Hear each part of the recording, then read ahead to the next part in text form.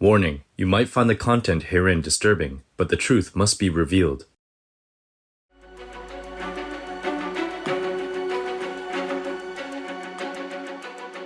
Our programs offer many languages. Please visit suprememastertv.com/schedule. Nos programmes offrent plusieurs langues. Veuillez visiter suprememastertv.com/schedule. Nuestros programas ofrecen varios idiomas. Visite suprememastertv.com/schedule.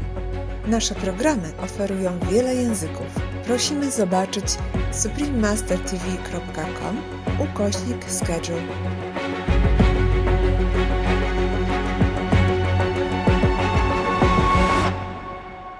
It is telling us, the earth is telling us we have to change. And there is this one light that you see at the end of the tunnel. And you see that light, and that's nonviolence. If you have a system of normalized nonviolence in place, everything will be fine. The planet will be fine, we'll be fine, animals will be fine. So we have that solution, and we just have to go grab it and take it, right? And build the structure around it so that we can now transition to that.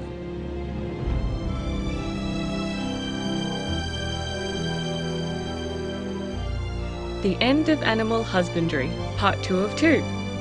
Continue watching to find out more.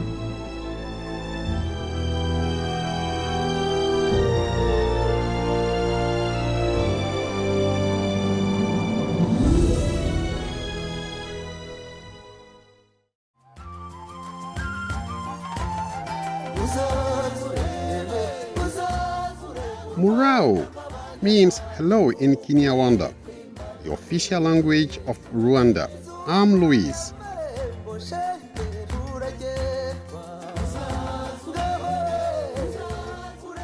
The people of Rwanda thank you for being conscious in your actions that caring for the animal friends and the environment.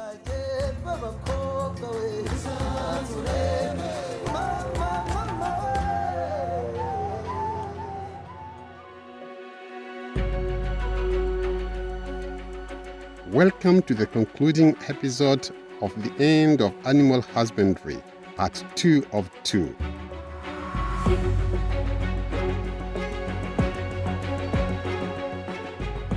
In Part 1, we learned that many slaughterhouses in the USA were temporarily shut down because of their high number of COVID-19 outbreaks.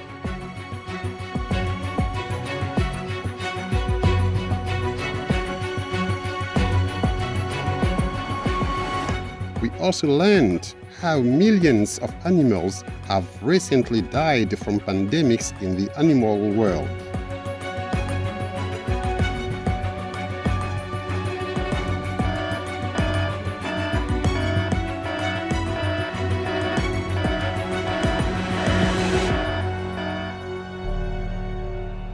Supreme Master Shinkai explained that all this death and destruction is occurring as a karmic consequence of the widespread killing of animals for meat consumption.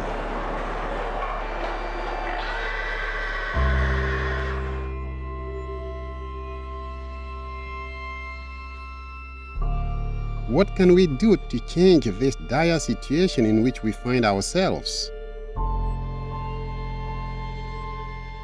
In the documentary Countdown to Year Zero, Dr. Sailesh Rao, founder and executive director of Climate Healers and a Shining World Award for Earth Protection Laureate, shares his thoughts. The world that we are in now is based on normalized violence, which is really about killing things off. And we are killing things off at such a fast pace that we are in danger of killing ourselves as well. That's a frenzied rate of killing. And all because we are making money. Somebody is making money off of all this killing.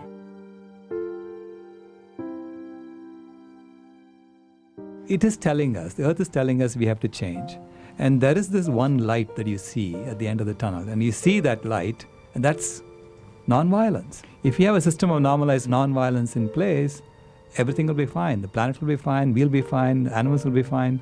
So we have that solution, and we just have to go grab it and take it, right? And build the structure around it so that we can now transition to that.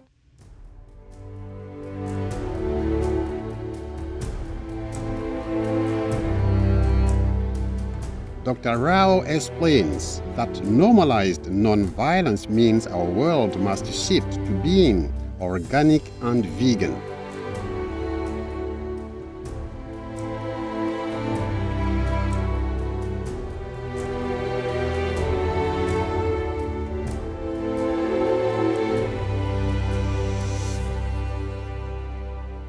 The Climate Healers members discussed how to accelerate this transition and concluded with the following demands and pleas.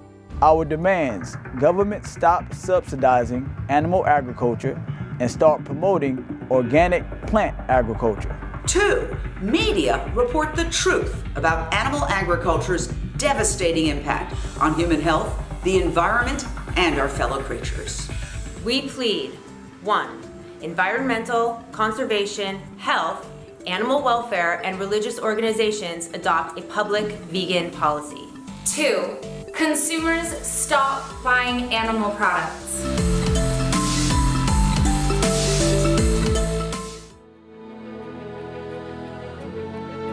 Around the world, more and more livestock farmers are realizing the need for change.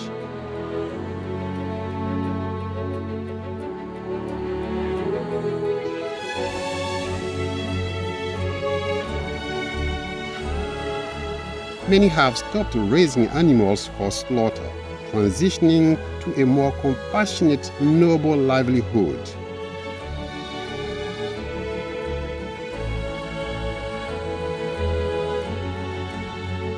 One such farmer is Rene King Sonnen, co-founder of Rowdy Girl Sanctuary in Texas, USA.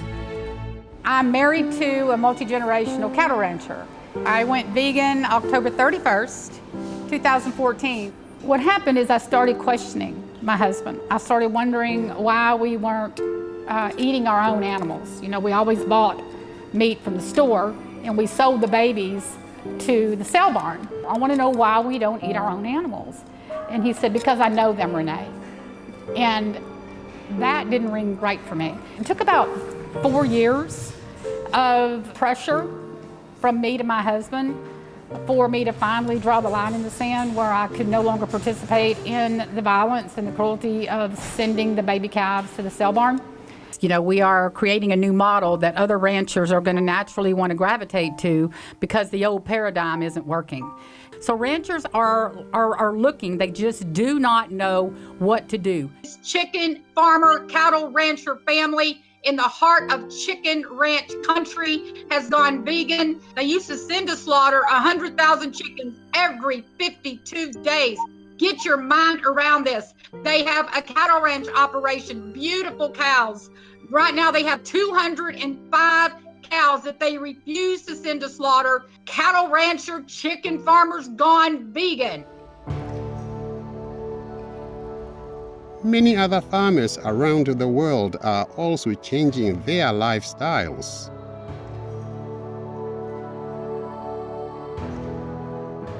In Sweden, Mr. Adam Andersson was formerly a goat farmer.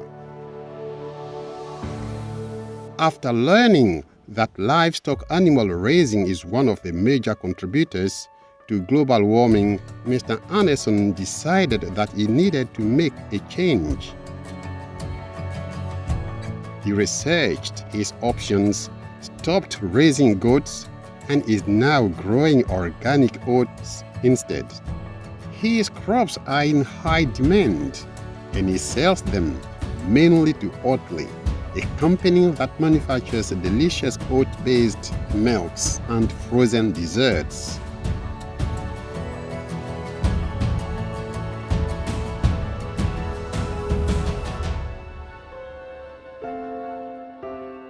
In Devon, England, Mr. Silvalingam Vasantakumar, a long-time sheep farmer, was driving a truckload of lambs to the slaughterhouse one day when he had a sudden realization. In his heart, he began to feel the stress of the lambs who were about to be killed. He decided he could just not do that anymore. He had to say no to his way of life.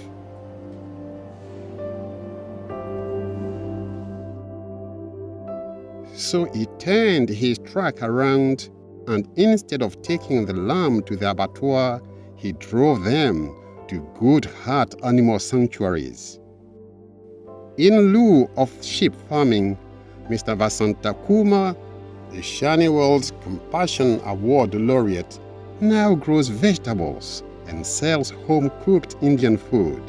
His story has touched hearts around the globe and inspired many others to follow in his footsteps.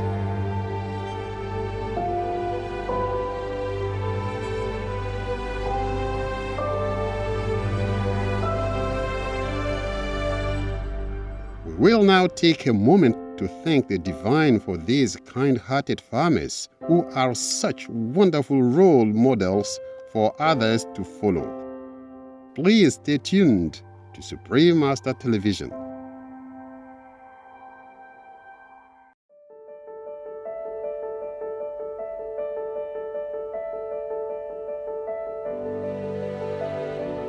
Welcome back as we continue to learn about other farmers who have transitioned from raising livestock animals to pursuing nobler ways of earning a livelihood.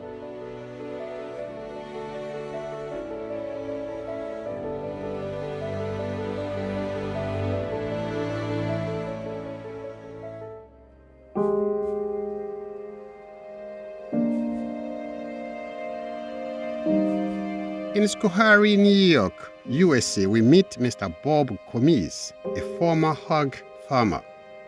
While raising pigs, he had prided himself on being a humane farmer because he kept his animals outside in a natural environment. But he gradually realized the truth and said, behind the shroud, I am a slave holder and a murderer.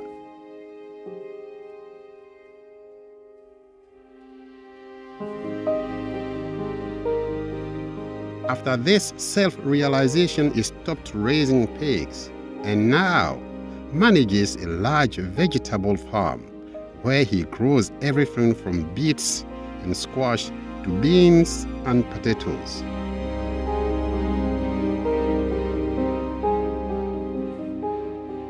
His transformation has been documented in the award-winning film The Last Pig.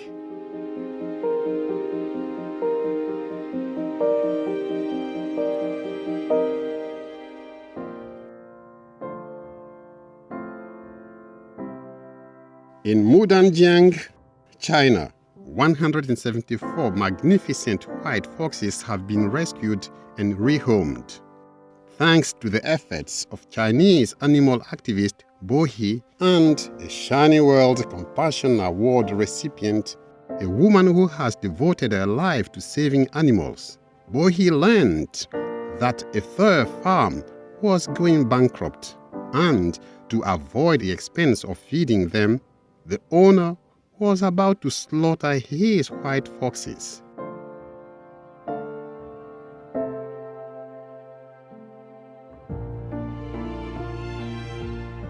Through extensive negotiations, Boihi rescued the animals, and the monks at Buddhist Jilin Nursing Garden are now caring for them until an adequate enclosure can be built.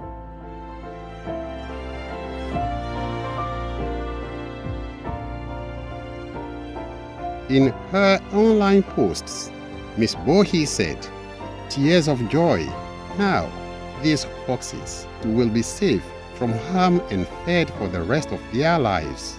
These precious creatures are now able to run and play and live."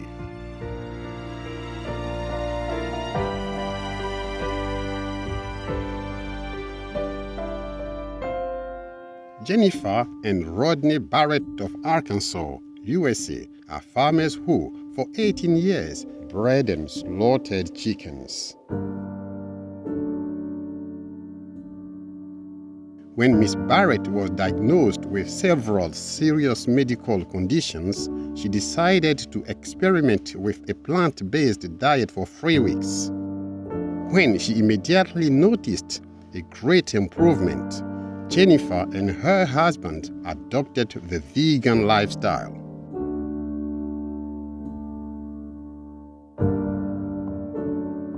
Jennifer gradually began to realize that her diet and livelihood were not in congruence. She says, "I remember standing in one of our chicken houses the day before they went to slaughter and feeling so heavy with grief that they were all going to die. My heart started to break when I would see their terror and suffering. Suddenly, I saw them as birds, not products." The couple has since closed down their poultry farm and is transitioning to growing mushrooms in their now vacant barns.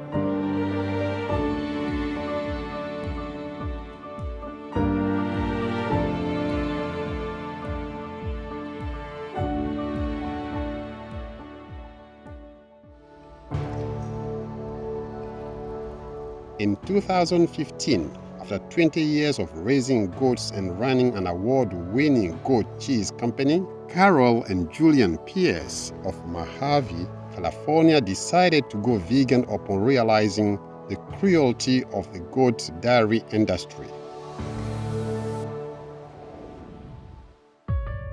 They announced to their customers that they would stop breeding goats and turn their farm into the sanctuary at Soledad Goats. They have since transitioned into making a wide range of award-winning cashew cheeses, as well as vegan candies, chocolates, soaps, and candles.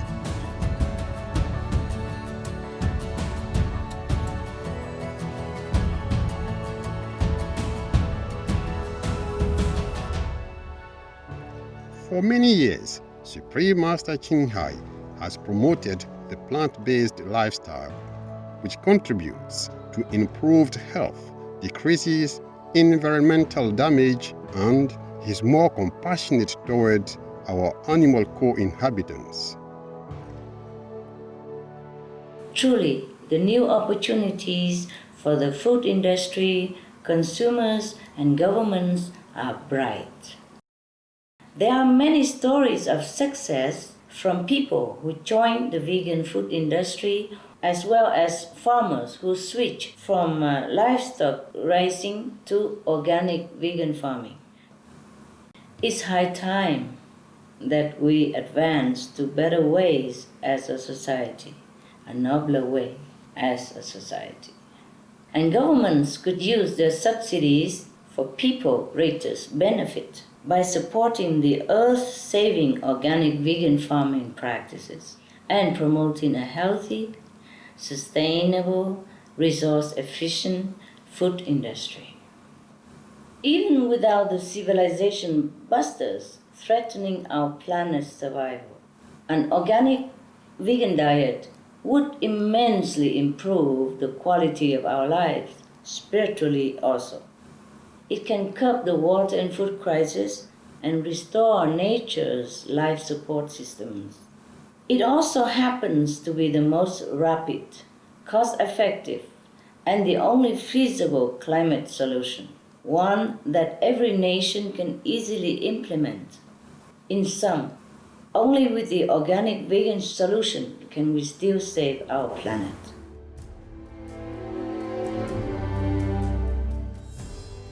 Many thanks, Supreme Master Ching Hai, for your wisdom and insights on how we can save our lives and our planet. We pray that your wish for a vegan world soon comes true.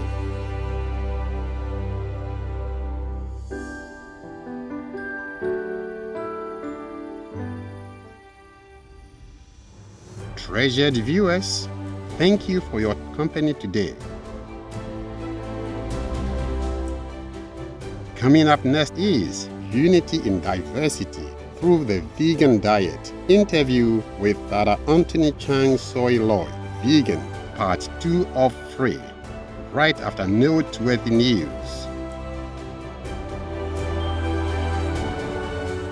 Through the grace of the divine, may you be blessed with a long life and ever-growing wisdom.